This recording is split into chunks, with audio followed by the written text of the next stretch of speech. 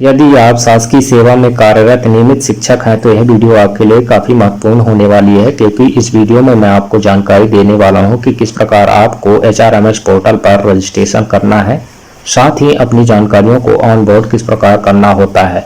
और वीडियो में मैं आपको ये भी बताऊंगा कि किस प्रकार आपको HRMS पोर्टल पर ट्रांसफ़र के लिए किस प्रकार आपको अप्लाई करना होता है। तो इसके लिए बने रहिए हमारे साथ वीडियो के अंत तक। तो चलिए शुरू करते हैं आज का हमारा वीडियो।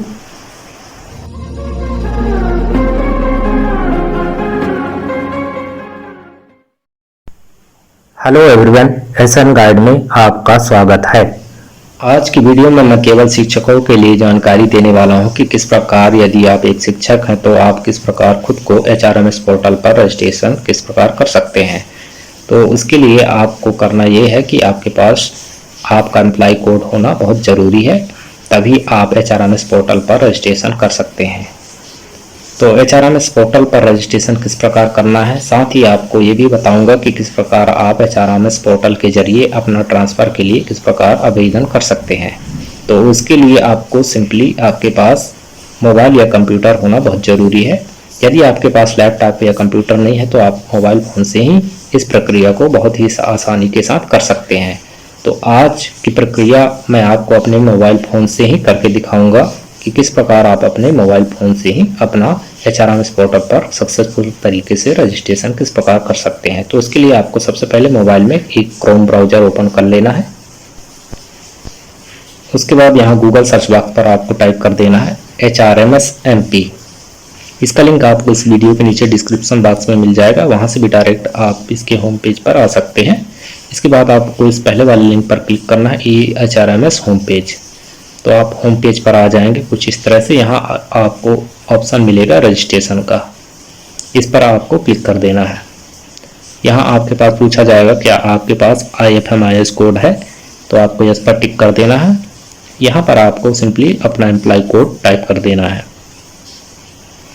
जो कि 9 अंकों का होता है सामान्यतः। उसको टाइप करने के बाद आपको सिंपली गेट डाटा पर क्लिक कर देना है। तो आपके सामने आपका डाटा कुछ इस तरह से ओपन हो जाएगा। यहाँ आपका नाम ऑटो फिल रहेगा पहले से ही। इसके बाद आपको यहाँ अपने पिता का नाम में आपको अपने पिताजी का नाम यहाँ पर टाइप कर देना है। इसके बाद आपका date of birth auto fill रहेगा। इसके बाद आपको जेंडर सेलेक्ट कर लेना है। फिर इसके बाद आपको अपना धर्म सेलेक्ट कर लेना है। इसके बाद यदि श्रेणी में कुछ मिस्टेक है तो आपको उसे यहाँ से क्लिक करके सही जानकारी फिल कर सकते हैं। इसके बाद मैरिड स्टेटस में आपको यहाँ मैरिड अनमैरिड चुन लेना है। इसके बाद बच्चों की संख्या कितनी है आपको यहाँ से चुनना है। फिर इसके बाद आपका मोबाइल नंबर ऑटो फिल रहेगा। इसमें यदि कोई गड़बड़ी है तो आप उसे सुधार भी सकते हैं। इसके बाद आपको अपना ईमेल ID यहाँ पर टाइप कर देना है। ईमेल ID टाइप होने के बाद आपको स्थायी पता यहाँ पर टाइप कर देना है। पहले से ही ऑटो फिल रहेगा, यदि आप उसमें करेक्शन करना चाहते हैं तो आप करेक्शन भी कर सकते हैं कुछ इस तरह से। आपको अपना पूरा एड्रेस पिन कोड सहित यहाँ पर फिल कर देना है। इसके बाद आपको नीचे आ जाना है।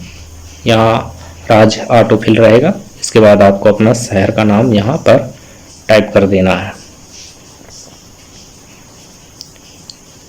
शहर का नाम टाइप होने के बाद आपको सिंपली पूछा जाएगा कि क्या आप शारीरिक रूप से विकलांग है। यदि हैं तो आपको इस चेक बॉक्स पर टिक कर देना है।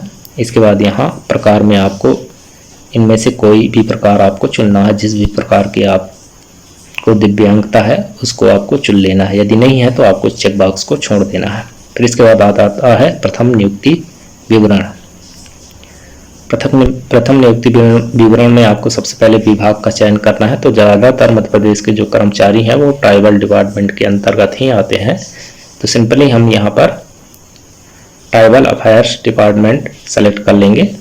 फिर इसके बाद HOD में यहाँ हम सेलेक्ट कर लेंगे कमिश्नर ट्राइबल डेवलपमेंट MP। पहले वाला ऑप्शन को आपको सेलेक्ट कर लेना है। फिर इसके बाद कार्यालय का स्तर, यहाँ आप जिस भी स्तर के कर्मचारी हैं आपको चुन लेना है। तो हम जिस कर्मचारी के कर रहे हैं तो वो ब्लॉक लेवल के कर्मचारी हैं, तो हम यहाँ ब्लॉक लेवल चुन लेंगे।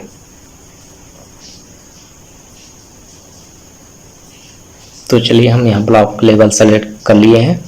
इसके बाद कार्यालय का नाम में आपको यहाँ कार्यालय का नाम, फिर इसके बाद ब्लॉक चुन लेना है। तो हम यहाँ ब्लॉक सेलेक्ट कर लिए हैं। इसके बाद कार्यालय का नाम यहाँ से सेलेक्ट कर लेंगे। फिर इसके बाद पदस्थ कार्यालय यहाँ से हम चुन लेंगे। यहाँ जिस भी ब्लॉक के हैं आप उन सभी के कार्यालय यहाँ आ जाएंगे, उनको आपको चुन लेना है। फिर इसके बाद श्रेणी जिनमें नियुक्त हुई है, तो आप जिस भी श्रेणी के कर्मचारी हैं उनको आपको सेलेक्ट कर लेना है यहाँ से। फिर इसके बाद प्रथम नियुक्ति दिनांक यहाँ पर ऑटो फिल रहेगा, इस पर आप किसी भी प्रकार का सुधार नहीं कर सकते हैं। इसके बाद आपका मूल पद क्या है, तो हम जिन कर्मचारी का कर रहे हैं वो प्राथमिक शिक्षक हैं, तो हम यहाँ से प्राथमिक शिक्षक सेलेक्ट कर लेंगे। ये रहा प्राथमिक शिक्षक, इसको हम सेलेक्ट कर लेंगे। इसके बाद कार्यरत पदनाम में यहाँ पर फिर से हम सेलेक्ट कर लेंगे कि वर्तमान समय में हम किस पद पर कार्य कर रहे हैं। तो ये प्राथमिक शिक्षक ही हैं, तो हम यहाँ प्राथमिक शिक्षक चुन लेंगे। इसके बाद यहाँ गृह जिला आपको अपना सेलेक्ट कर लेना है। आप जिस भी जिले के हैं वो आपको यहाँ से चुनना है। फिर इसके बाद गृह ब्लॉक आपको यहाँ से चुन लेना है। फिर इसके बाद वर्तमान पदस्थापना विवरण में आपको विभाग का चयन करना है कि यानी वर्तमान समय में आप किस विभाग में कर्मचारी हैं, यानी कि आप जिस भी विभाग में कार्यरत हैं उसको आपको सेलेक्ट कर लेना है। तो यहाँ पर हम ट्राइबल अफेयर्स ही सेलेक्ट कर लेंगे, क्योंकि ये वर्तमान में ट्राइबल अफेयर्स में ही है। फिर इसके बाद commissioner tribal development MP HOD में सेलेक्ट कर लेंगे। इसके बाद यहाँ स्तर चुन लेंगे, तो ब्लॉक लेवल में ही है। फिर इसके बाद हम यहाँ ब्लॉक का नाम चुन लेंगे। फिर इसके बाद कार्यालय का नाम हम यहाँ से चुन लेंगे। फिर इसके बाद पदस्थ कार्यालय यहाँ से हम चुन लेंगे। फिर इसके बाद वर्तमान पदस्थापना दिनांक कि वर्तमान समय में हम जिस भी विभाग में काम कर रहे हैं उसमें हम कब से हैं, यहाँ से हम सेलेक्ट कर लेंगे। इसके बाद मूल पद क्या है वो हम यहाँ से सेलेक्ट कर लेंगे। तो ये प्राथमिक शिक्षक ही हैं अभी भी, तो हम यहाँ प्राथमिक शिक्षक चुन लेंगे। ये रहा प्राथमिक शिक्षक। फिर कार्यरत पदनाम, तो ये प्राथमिक शिक्षक ही हैं, तो प्राथमिक शिक्षक यहाँ से हम चुन लेंगे। इसके बाद कर्मचारी का प्रकार, तो ये रेगुलर कर्मचारी हैं, तो हम यहाँ रेगुलर सेलेक्ट कर लेंगे। फिर इसके बाद श्रेणी हम यहाँ से चुन लेंगे। तो ये जो कर्मचारी हैं ये क्लास 3 एग्जीक्यूटिव टाइप में आते हैं, तो आप जिस भी क्लास के कर्मचारी हैं आपको यहाँ से चुन लेना है। तो हम यहाँ क्लास 3 एग्जीक्यूटिव वाले ऑप्शन को चुन लेंगे। फिर इसके बाद ऑथेंटिकेट गेट OTP पर आपको क्लिक कर देना है, तो आपके मोबाइल में एक OTP भेजा जाएगा। ये OTP चला गया है, इसे हम ओके कर देंगे। इसके बाद हमारे मोबाइल में जो प्राप्त OTP है हम यहाँ पर उसको फिल कर देंगे। इसके बाद रजिस्टर पर हम सिंपली क्लिक करते हैं, तो इस तरह से आप मैसेज आ जाएगा कि आपका रजिस्ट्रेशन सफल रहा है, कृपया लॉगिन करें। तो इस तरह से यदि आप ट्रांसफ़र के लिए आवेदन करना चाहते हैं तो आप ट्रांसफ़र के लिए भी आवेदन कर सकते हैं। ये रहा आदेश, यहाँ लिखा है कि 23 से 28 तारीख तक ही आप ट्रांसफ़र के लिए आवेदन कर सकेंगे, और वो भी ऑनलाइन। ऑफलाइन जिन्होंने आवेदन दिया है उनको भी अब ऑनलाइन आवेदन देना पड़ेगा HRMS के थ्रू। तो उसके लिए सिंपली आपको वापस से होम पेज पर आ जाना है HRMS के। तो उसके लिए हम फिर से आपको दिखाई दे रहे हैं किस प्रकार से आपको होम पेज पर आना है। इसके लिए आपको सिंपली गूगल सर्च बॉक्स पर टाइप कर देना है HRMS MP। इसके बाद लॉगिन वो लिंक पर क्लिक करके आप HRMS के होम पेज पर आ जाएंगे। इस तरह से यहाँ पर लॉगिन वाले ऑप्शन को आपको चुनना है। तो लॉगिन में आपके सामने कई ऑप्शन मिलेंगे, आप OTP के थ्रू भी लॉगिन कर सकते हैं यदि आप रजिस्टर हो चुके हैं। तो हम रजिस्टर हो चुके हैं, तो हम हमारे पास यूजर ID पासवर्ड भी है, तो हम लॉगिन विथ यूजर नेम वाले ऑप्शन सेलेक्ट कर लेंगे। यहाँ पर यूजर नेम पासवर्ड डाल देंगे जो हमें मैसेज के थ्रू प्राप्त हुआ है। उसके बाद हम ये नीचे यहाँ पर ये कैप्चा फिल कर देंगे। इसके बाद लॉगिन पर क्लिक कर देंगे। तो इस तरह से हमारा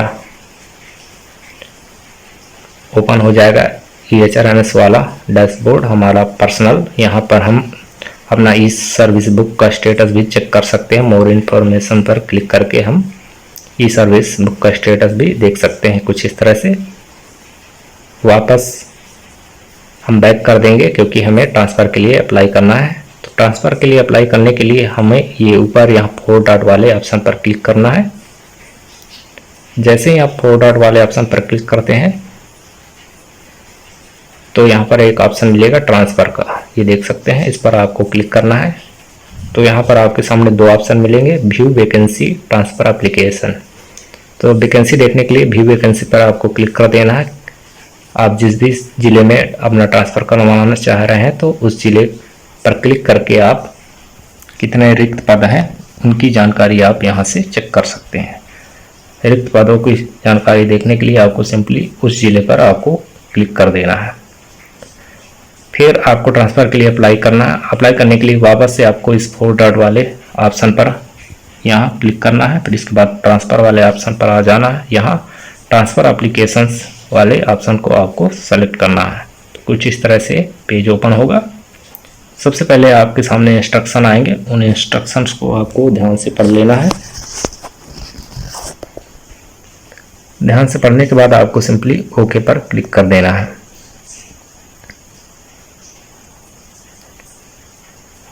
तो ये आपके सामने ट्रांसफ़र रिक्वेस्ट के लिए ये एप्लीकेशन फॉर्म कुछ इस तरह से दिखाई देगा।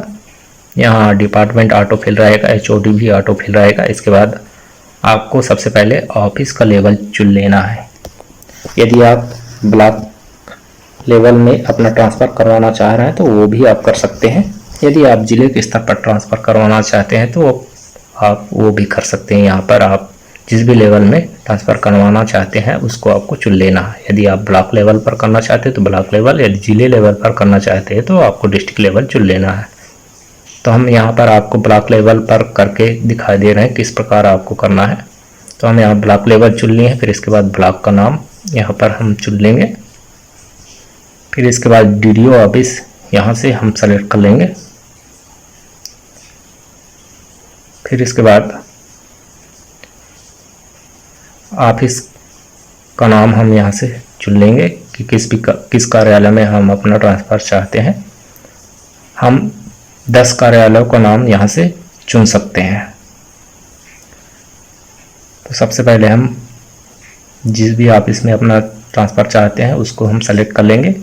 फिर उसको हम किस क्रम में रखना चाहते हैं उस ऑफिस को हम वो यहाँ से चुन लेंगे। तो हम इसे पहले वाले ऑप्शन में क्लिक करके ऐड कर लेंगे, यानी कि हम पहली प्राथमिकता इस ऑफिस को देना चाहते हैं, इसलिए हम 1 नंबर सेलेक्ट कर लिए। इसके बाद आपको सिंपली ऐड पर क्लिक कर देना है। तो कुछ इस तरह से उसकी जानकारी यहाँ नीचे आ जाएगी। फिर इस तरह से बारी बारी आप DDO ऑफिस ब्लॉक का स्तर चुन के आपको ऑफिस का नाम चुन लेना है। क्रम से आप एक बार में 10 कार्यालय के लिए आवेदन कर सकते हैं, यानी 10 जगहों के लिए आप ट्रांसफ़र के लिए अप्लाई कर सकते हैं।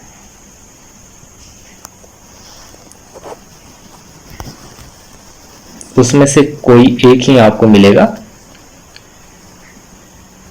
आप अपने प्राथमिकता के तौर पर 10 ऑफिस का नाम चुन सकते हैं। कुछ इस तरह से उनको और ऐड कर लें। जो भी ऑफिस आप ऐड करेंगे वो यहाँ नीचे दिखाई देगा, क्रम भी दिखाई देगा। यदि आपको लगता है कि गलती से कोई ऑफिस यहाँ पर आ गया है, उसे नहीं होना चाहिए, तो आप इस एक्शन वाले नीचे यहाँ क्रॉस वाले ऑप्शन पर क्लिक करके उस ऑफिस को हटा भी सकते हैं। फिर इसके बाद आपको ट्रांसफ़र का रीजन देना है कि किस कारण से आप ट्रांसफ़र करवाना चाह रहे हैं। तो आप यहाँ एक से ज़्यादा कारण भी चुन सकते हैं। आपका जो भी कारण हो आप यहाँ से आप उसे चुन सकते हैं। तो हम यहाँ 2 कारण चुन के आपको दिखा दे रहे हैं। फिर इसके बाद आपको चेकआउट पर क्लिक कर देना है। तो आपके वो कारण यहाँ पर सेलेक्ट हो जाएंगे। फिर इसके बाद आपको वो कारण के लिए जो भी संबंधित दस्तावेज है उसे आपको चूज फाइल पर क्लिक करके अपलोड करना होता है। ध्यान रखें वो डॉक्यूमेंट PDF फॉर्मेट में होना चाहिए और उसका साइज जो है 2 MB से ज़्यादा नहीं होना चाहिए।